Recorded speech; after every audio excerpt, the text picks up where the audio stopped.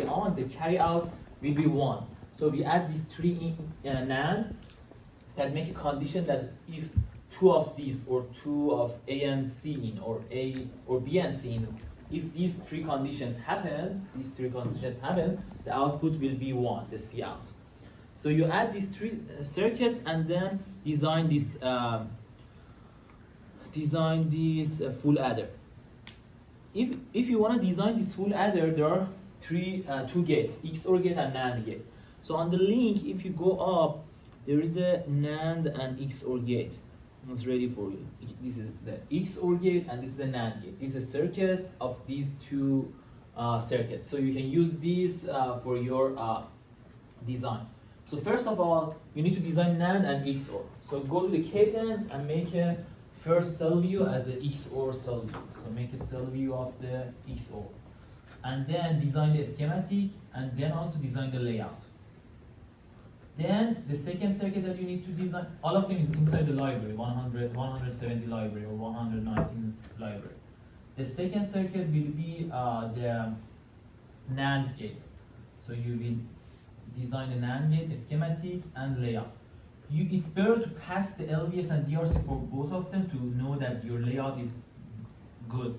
But you don't need to put a screenshot of these 2 on the report. Only do the check the DRC and LVS to know that this layout is good, because you need to use this layout and on the final XOR of 1-bit adder. And then after you design these 2, you will design 1-bit adder circuit and then again a schematic and the layout. On this schematic, what you need to do is to put the schematic of NAND and XOR. So after you design the schematic, you design the schematic of XOR, same as that. The layout also is here, so you can also use this layout. Look, there is a layout of NAND and XOR. So everything is ready for you, the layout and NAND. And then after you design that, you can go and find this circuit, full adder, and design this based on the NAND and XOR that you design, and then make a symbol of that. And layout will be, you can put the layout of the NAND and XOR there. You have the layout of the NAND and XOR. Put it here and then do the connection between them. 3 NAND, 3 XOR. As you can see, 3 XOR, 1, 2, and these 2, 1, this another, this another. This will be 3 XOR. And these are the 3 NAND. 3 NANDs. Actually, they use 2 because one of the NANDs has 2 PMOS. You have 2 PMOS here. So this is the structure. You will put NAND gates and XOR here, and then make a connection, same as this structure, and then you can pass the LVS and DRC. But one of the differences between your design and this design is one is the VDD. Instead of putting this VDD, it's not possible to use that, because if you use that, you will face LVS error. You cannot check the LVS. Instead of this one, put the pins, same as the project 1 and 2. Put the pins for VDD and put the pins for GND. For all of them, put pins. And then, and also the size, it's better to use the same size of the project 1. Like in project 1, we use the PMOS as a 17 for the grid units in the size of the PMOS, and for the NMOS, we use 6 as the grid units. So instead of these sizes, it's better also to use the size of the project 1. You can also use this one, but it's better to use the project 1 sizes. And also, but for the VDD and GND, you cannot use the same as this. You need to put the pins for them. Okay, after you design the 1-bit adder. Look, the output also is the LVS and DRC also is shown in the link. Then you need to you can test the 1-bit adder, or you can go and design the 4-bit adder, and then if you face problems on the 4-bit adder, come back and check the 1-bit adder. So it's not, first you don't need to do the 1-bit adder check. So first of all, you need to go after you design the 1-bit adder, you can go through the 4-bit adder. Based on the project, also, if you go to the project here, look, the first part is to design the schematic of the circuit. So you will design this on the schematic, on the Cadence. Design the first XOR, NAND, 1-bit adder, and 4-bit adder. So put all of them here on the section 4. one, put the schematic of for design. The second part, design the layout of the circuit, use a standard cell layout. So you need to put the layout of the NAND, layout of the XOR, layout of 1-bit adder, and layout of 4-bit adder. And then standard means now at this time you need to put the NMOS and PMOS close to each other. Not on each other, but close to each other. Means, for example, if you have NMOS and PMOS, you have PMOS like this. You need to put same as this, like put on the corner of each other. On now. But it's not, you don't need to put on each other, like same as the project 2 extra point. Like we put on each other, same as this.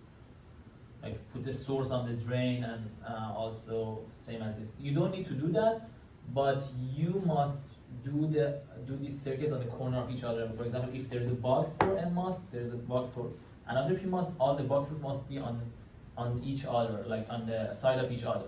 And then one VR connection to the VDD engine. Then after you design the circuit, draw the complete layout, and then show the DRC and LVS. For the DRC and LVS, only put the DRC and LVS of 1-bit adder and 4-bit adder. Don't need to put the DRC and LVS of the NAND and XOR. But it's better to first like pass the DRC of the XOR and NAND, then pass the 1-bit and 4-bit adder, because maybe you face some problems on the 1-bit and 4-bit adder that's related to your NAND structure. So you don't understand where is the problem, but maybe the problem is the NAND. So it's better to pass the DRC and LVS for XOR and NAND, but on the report only put it for the 1-bit adder and 4-bit adder.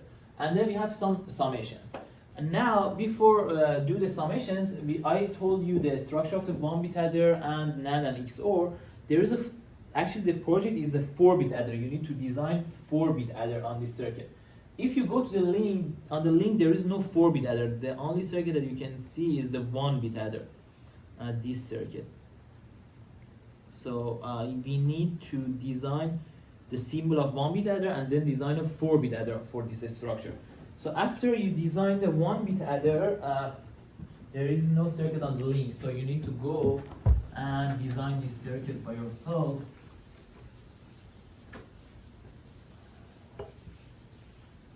So what you need to do is to then